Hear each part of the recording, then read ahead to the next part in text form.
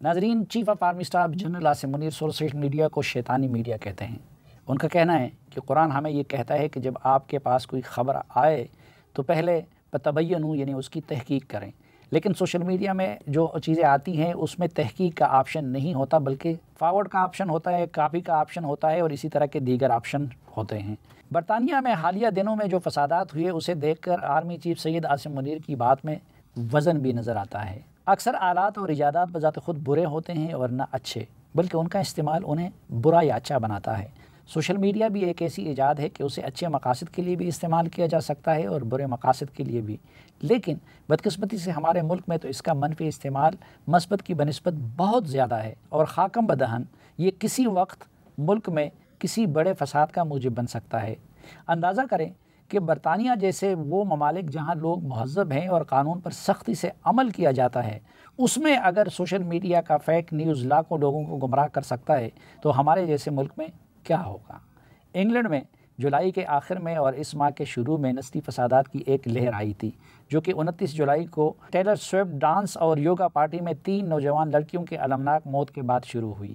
اس حملے کے فوراً بعد سوشل میڈیا پر پوسٹس نے غلط طور پر یہ قیاس آرائیاں کی کہ مشتبہ شخص ایک پناہ گزین ہے جو 2023 میں برطانیہ میں ایک کشتی میں آیا تھا، اور ایک غلط نام بھی بڑے پیمانے پر پھیلایا گیا۔ یہ بے بنیاد افواہیں بھی گردش کر رہی تھی کہ حملہ آور مسلمان ہیں، لیکن مشتبہ شخص جو کہ 17 سال کا نوجوان تھا مسلمان نہیں تھا۔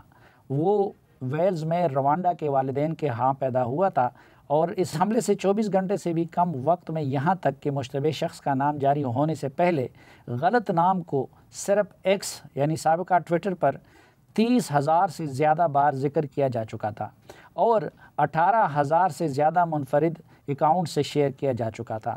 یہ غلط نام ایکس کے الگوریدم کے ذریعے بھی صارفین کو تجویز کیا جا رہا تھا، جبکہ کیا ہو رہا ہے سیکشن میں ایک اعلیٰ سفارش شدہ تلاش کے طور پر ٹرینڈ کر رہا تھا۔ الگوریدم نے اپنی جگہ اہم کردار ادا کیا، لیکن مختلف غیر الگوریدم کے مقامات پر بھی بڑے پیمانے پر تنظیم سازی ہو رہی تھی۔ مثال کے طور پر ایسے ٹیلی گرام گروپس پرتشدد مظاہروں کے انعقاد میں اہم کردار ادا کر رہے تھے۔ سوشل میڈیا پر ساؤتھ فورٹ میں چاقو زنی کے مشتبہ شخص کی جھوٹی شناخت شیئر کرنے والی پوسٹ کو کم از کم 4,20,000 بار دیکھا گیا۔ مختلف حلقوں کے متعدد انفلوئنسرز نے حملہ آور کی شناخت کے بارے میں جھوٹے دعوے پھیلائے، جس میں سے ایک بڑی تعداد تک یہ جھوٹ پہنچا، جن میں وہ عام لوگ بھی شامل تھے جن کا دائیں بازوں کے افراد اور گروپ سے کوئی تعلق نہیں تھا۔ ایکس پر انگلش ڈیفنس لیگ کے بانی اور دائیں بازوں کے رکن ٹومی رابنسن، جس کا اصل نام اسٹیفن کرسٹوفر یا یاکسلی لینن، نے اپنے تقریباً 1 ملین فالورز کو اشتعال انگیز پیغامات بھیجے۔ ایکس پر یاکسلی لینن سے وابستہ ایک انفلوئنسر جو لارڈ سائمن کے نام سے پوسٹ کرتا ہے، وہ بھی سب سے پہلے ملکگیر احتجاج کا عوامی مطالبہ کرنے والوں میں شامل تھا۔ فیس بک اور ٹک ٹاک نے بھی غلط خبر پھیلانے اور پرتشدد مظاہرے بھڑکانے میں اپنا بھرپور کردار ادا کیا۔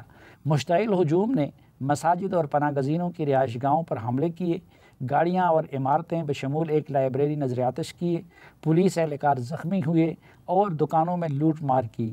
انگلینڈ اور شمالی آئرلینڈ میں 1,000 سے زائد افراد کو گرفتار کیا جا چکا ہے۔ ان میں سے آن لائن غلط کاموں اور تشدد میں ملوث کئی افراد کو سزائیں بھی سنائی گئی۔ ایک 35 سالہ نوجوان کو نسلی نفرت بھڑکانے کے ارادے سے آن لائن مواد شائع کرنے پر 3 سال قید کی سزا سنائی گئی۔ 48 سالہ ایک اور شخص کو پرتشدد بدامنی، نسلی طور پر مشتعل مجرمانہ نقصان اور آتش زنی کی کوشش کے جرم میں 6 سال قید کی سزا سنائی گئی۔ اسی طرح ایک اور 25 سالہ شخص کو پرتشدد بدامنی، نسلی طور پر مشتعل مجرمانہ نقصان اور چوری کے جرم میں 4 سال 8 ماہ قید کی سزا سنائی گئی۔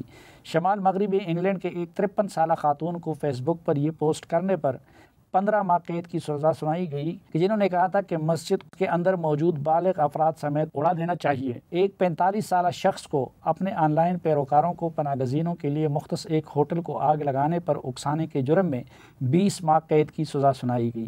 ایسی سزائیں دیگر مجرموں اور پرتشدد مظاہرین کو بھی سنائی گئی۔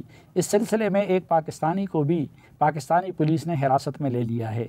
ان پر سائبر دہشت گردی کا الزام عائد کیا گیا ہے، کیونکہ ان پر یہ الزام ہے کہ انہوں نے غلط معلومات پھیلانے میں اہم کردار ادا کیا، جس کے نتیجے میں برطانیہ میں بڑے پیمانے پر فسادات ہوئے۔ ان پر الزام ہے کہ انہوں نے ایک ویب سائٹ پر ایک مضمون شائع کیا جس میں انہوں نے حملہ آور کا جھوٹا نام رپورٹ کیا اور اس کو مسلمان ٹھہرایا۔ یہ چینل یا ویب سائٹ ان اولین ذرائع میں شامل تھا جس نے حملہ آور کا جھوٹا نام رپورٹ کیا۔ ان پر یوٹیوب اور فیس بک کے ذریعے بھی غلط معلومات پھیلانے کا الزام لگایا گیا ہے۔ یہ آن لائن غلط معلومات اور سیاسی طور پر متحرک تشدد کا پہلا واقعہ نہیں ہے، بلکہ روہنگیا میں نسل کشی سمیت 6 جنوری 2021 کو امریکی کیپٹل ہل پر حملے اور دنیا بھر میں اس طرح کے کئی اور واقعات کو بھی جنم دینے میں سوشل میڈیا نے اہم کردار ادا کیا ہے۔ مقرر عرض ہے کہ یہ سب کچھ ان ممالک میں ہوا جہاں لوگ مہذب سمجھے جاتے ہیں، تعلیم کی شرح زیادہ ہے اور قانون پر سختی سے عمل کیا جاتا ہے، جس کی مثال برطانیہ کے حالیہ فسادات ہیں کہ ایک ماہ بھی نہیں گزرا اور سینکڑوں لوگوں کو سزائیں مل گئی۔ لیکن ہمارے ہاں تو جہالت بھی زوروں پر ہے اور قانون کا خوف بھی نہیں ہے۔ سوشل میڈیا اگر اسی طرح استعمال ہوتا رہا تو کسی وقت بھی یہ بہت بڑے فساد کو جنم دے سکتا ہے۔ اس لیے قبل اس کے کہ ایسا ہو جائے، سوشل میڈیا کو کنٹرول کرنا ضروری ہے۔